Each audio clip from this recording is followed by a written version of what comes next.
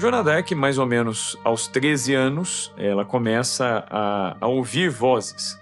E estas vozes eram muito confusas no início, e depois, com o tempo, ela começou a distinguir estas vozes.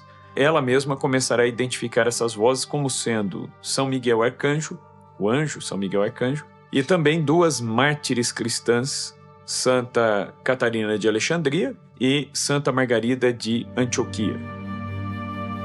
Ela tinha visões que revelavam para ela a sua missão. Esse é um dado carismático. Assim nós dizemos dentro da teologia, ou seja, ela vivia os carismas do Espírito Santo. Então, levando em consideração que Santa Joana d'Arc era uma mulher que tinha uma vida sacramental em dia, ela buscava a Eucaristia e, em primeiro lugar, a fé, que leva a uma segunda virtude, que é a virtude da obediência, tudo isso leva a igreja a atestar que aquilo ali de fato é algo que parte de Deus. 3 anos depois de sua revelação, Joana deixou sua cidade natal. Acompanhada por seu tio, ela chega a um entreposto militar na cidade de Vaucouleurs. Com apenas 16 anos de idade, ela pediria ao comandante da fortaleza uma escolta para Chinon com um objetivo claro em mente: jurar lealdade ao rei e guiar a França em batalha para a vitória. Em 1428, a herança do trono francês era disputada. Antes de morrer, o último rei, Carlos VI, assinou um tratado que o obrigava a deserdar seu filho, reconhecendo Henrique V, seu rival, como o verdadeiro herdeiro do trono francês. O Delfim Carlos, seu filho, não tinha experiência militar e nem a esperança de que qualquer investida fosse o suficiente para parar os ingleses. Reinava de Chinon, uma pequena cidade no interior da França, isolado da guerra, como um rei sem coroa. Com o poder fragilizado, a nobreza se fechava em conflitos internos. Não seriam os nobres nos salões do palácio que devolveriam a coroa ao Delfim, mas sim alguém sem qualquer título ou origem real. Não era comum uma camponesa requisitar uma audiência com o rei, quanto mais ir para a linha de frente. O pedido dela soa mais como um devaneio do que como providência. Porém, antes que a derrota francesa na Batalha dos Arenques chegasse pelos canais oficiais, Joana a anuncia. O episódio circula como rumor e altera a forma como ela passa a ser percebida. E com o voto de confiança do exército, em fevereiro de 1429, Joana parte rumo a Chinon, a capital provisória. A travessia é arriscada. Noites, estradas vigiadas, rios, patrulhas. Para uma jovem, o risco de morte ou abuso se torna inegável. É nessa pressão que emerge um dos traços centrais de Joana d'Arc. Na estrada, ela passa a vestir roupas masculinas. A partir deste momento, ela não abandona novamente essas roupas. Elas a acompanham até o fim de sua vida. Ao chegar na corte, outro fato inexplicável acontece. Sem nunca tê-lo visto antes, Joana identifica o rei em meio aos nobres, apesar de ele estar disfarçado e sem os símbolos da realeza. Ao se dirigir a ele, ela declara seu objetivo: levantar o cerco de Orleans e levá-lo a Reims para sua coroação. Um tempo antes, ela havia já alegado e buscado apoio de gente alta da corte para que ela pudesse chegar até o Delfim, e ela alegava assim, possuir garantias de que era uma enviada do céu. Essas garantias ela conseguiu provar que de fato ela as tinha, porque quando ela se encontra com Delfim, se encontrou a sós com ele e revelou uma série de coisas da vida privada do Delfim que o impressionaram vivamente, inclusive coisas que ele pensou, coisas que ele imaginou e até algumas decisões que ele cogitava já em tomar. E mesmo não tendo comunicado isso a ninguém, Joana se colocou diante dele e revelou tudo isso. Então ele viu que de fato ali estava diante dele alguém que realmente os céus haviam enviado para salvar a França. Depois da audiência em Chinon, Joana é enviada a Poitiers para ser examinada por teólogos e juristas. O resultado não podia ser diferente. Sua vida era prístina e sua fé real. Com esse aval, Delfim Carlos avança, manda preparar uma armadura de placas para Joana. Ela própria desenha o estandarte que levará consigo e solicita a espada guardada sob o altar da igreja de Sainte Catherine de Fierbois. A camponesa ganha um lugar ao lado do rei e assume o título de Joana, a donzela.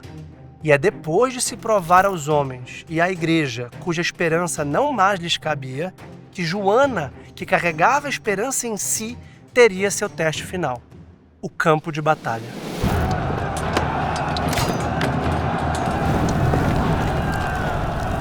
O ano de 1429 completava 91 anos de conflito da Guerra dos 100 Anos. Orleans, uma das cidades mais populosas e importantes do Reino da França, sofria um cerco massivo do exército inglês. Durante meio ano, os ingleses, junto a seus aliados da Borgonha, estavam perigosamente perto de capturar a cidade. Se ela caísse, o caminho para o sul ficaria exposto e o território que ainda reconhecia o Delfim perderia sua principal barreira. A pressão dos ataques criava uma atmosfera de terror. Bombardeios, fome, cansaço, medo. Dentro das muralhas, a população vivia com a sensação de que a queda era uma questão de tempo.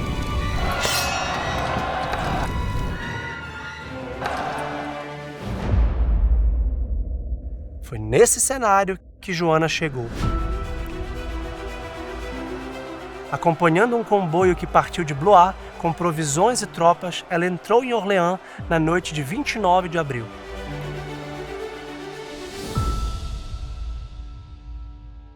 O cerco de Orleans é um dos momentos mais decisivos da Guerra dos 100 Anos. Podemos dizer assim que foi um momento crucial, porque era uma das cidades mais populosas da França. Os ingleses haviam cercado, impedido qualquer chance de reação francesa e, contra toda a esperança, Joana d'Arc planeja e executa um modo único de conduzir o exército. Ela pressiona por ofensivas rápidas, circula entre soldados e moradores, pede confissões, reforça a disciplina, tenta afastar dos soldados os sentimentos de derrota e castigo. A chegada de Joana traz uma reviravolta espiritual no campo de batalha.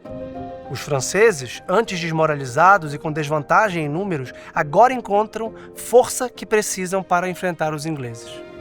Os combates decisivos se concentram nos primeiros dias de maio.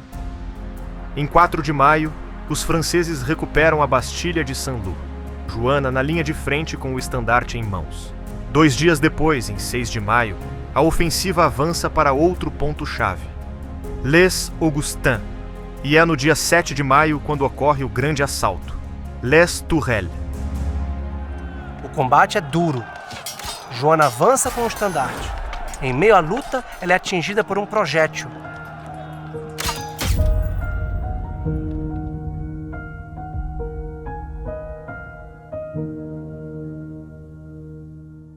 Ela se retira por um curto período para tratar do ferimento. A retirada abala a tropa por alguns instantes. Em seguida, ela retorna ao campo, ainda no fim da tarde, e insiste em continuar. A volta dela reorganiza o ânimo e empurra o esforço final. Os franceses finalmente conquistam a vitória em Les Tourelles. Com a perda dessa posição e a sequência de ataques bem-sucedidos, a situação inglesa se torna insustentável.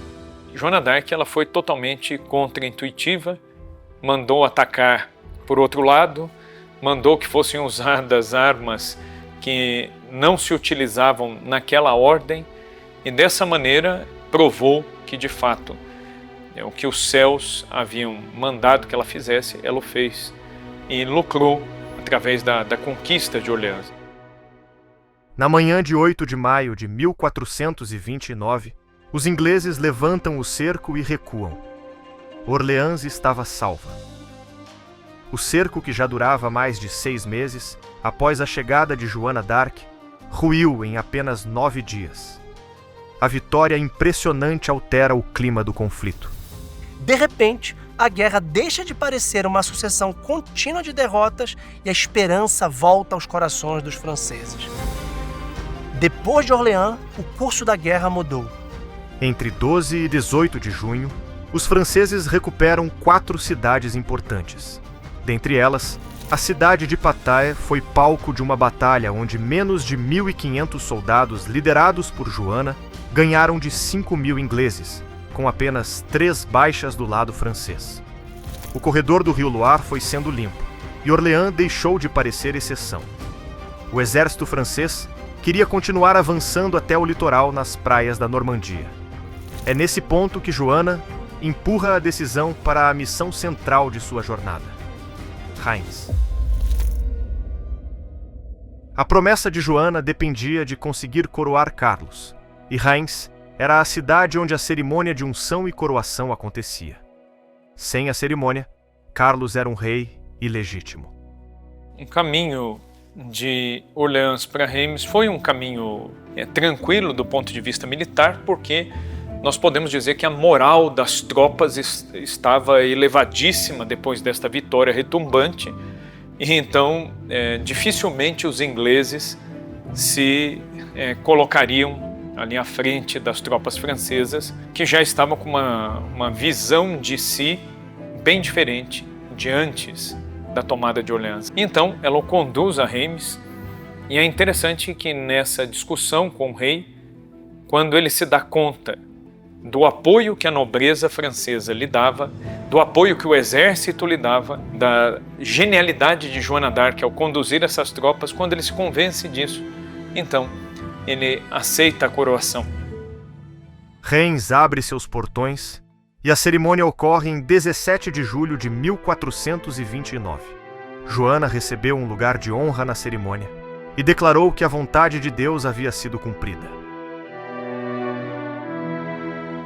Depois de Reims, o ambiente mudou. O Delfim, agora coroado, se tornou oficialmente o rei Carlos VII. E com o peso da coroa sobre sua cabeça, o jovem rei da França passa a pensar de outro modo. É nesse ponto que Joana começa a sentir o atrito entre a urgência de sua missão e o ritmo lento das decisões do Estado. Ela queria avançar. Paris estava adiante e concentrava o que faltava, a capital. Recuperá-la, além de uma vitória militar impressionante, seria uma vitória simbólica, importante para a população francesa. O conselho do rei, entretanto, preferia cautela. Após uma trégua temporária, a ofensiva contra Paris acontece. Porém, fracassa.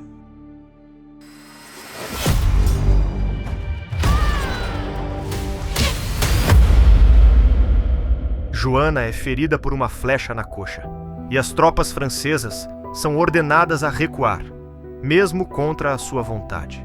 A partir daí, o ambiente político em torno dela se torna mais frio.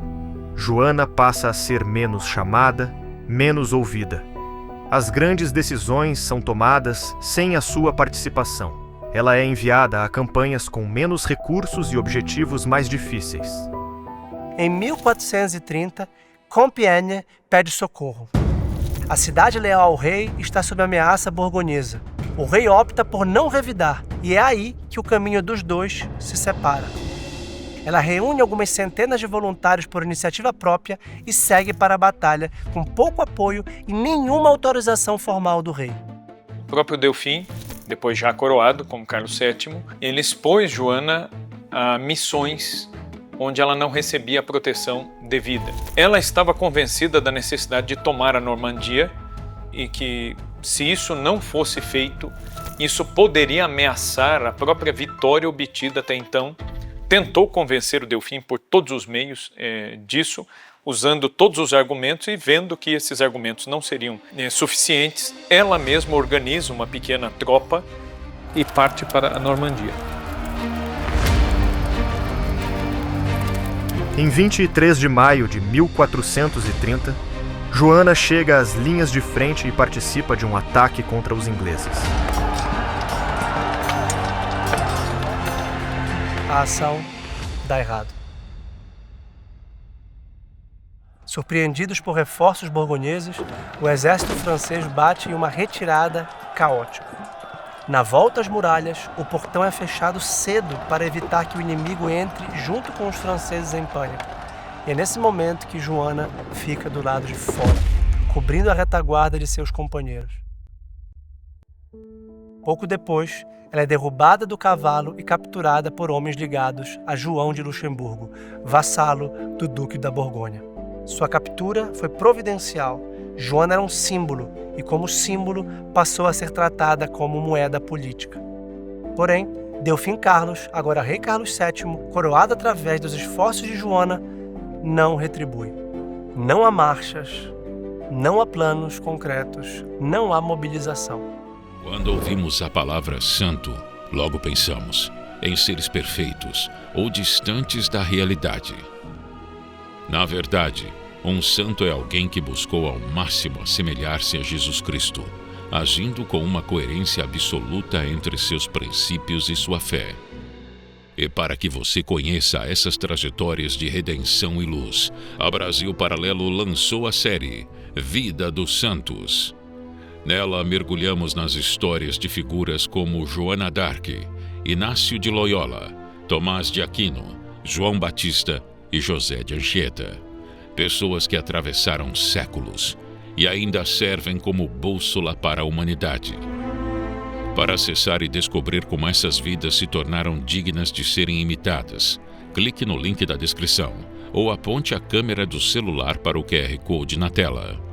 Desbloqueie esta série e todo o nosso catálogo religioso, que inclui produções como o documentário O Papa que Venceu o Comunismo, filmes Luta pela Fé, A História do Padre Stu e Paulo, Apóstolo de Cristo. Cursos completos como Vida de Cristo e Entre Anjos e Demônios. Além da primeira ficção original da BP, Oficina do Diabo.